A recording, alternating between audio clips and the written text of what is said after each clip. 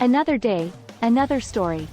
The phrase, cutting off one's nose to spite one's face, is an idiom that refers to a self-destructive act performed out of anger, revenge, or stubbornness, which ultimately harms the person who engages in it.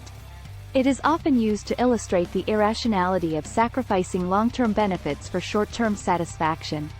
The idiom, cutting off one's nose to spite one's face, vividly depicts a self-destructive behavior driven by anger, vengeance, or obstinacy, wherein an individual willingly inflicts harm upon themselves, ultimately worsening their own situation.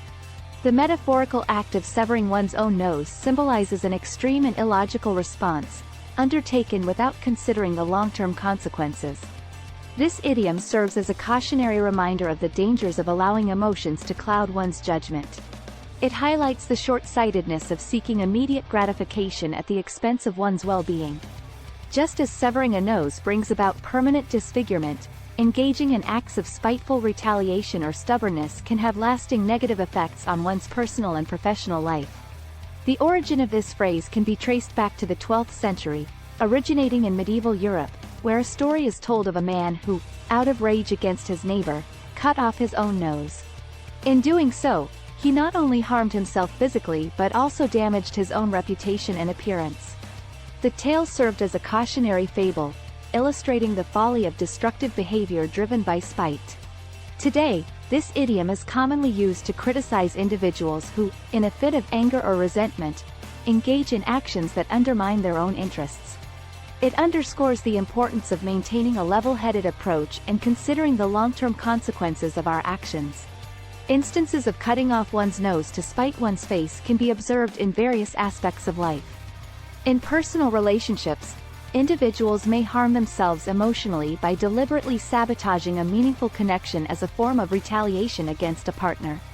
In the workplace, employees might undermine their own career prospects by engaging in confrontations or sabotaging team efforts out of spite towards a colleague or supervisor. Similarly, in political or societal contexts, this behavior manifests when individuals or groups pursue policies or actions that harm themselves and their constituents, driven by personal vendettas or a desire to score short-term political points. In such cases, the consequences can be far-reaching, affecting the economy, social fabric, and overall well-being of the community.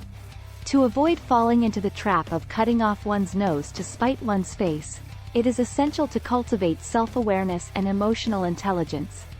Taking a step back, evaluating the situation objectively, and considering the potential ramifications can help prevent self-destructive behavior.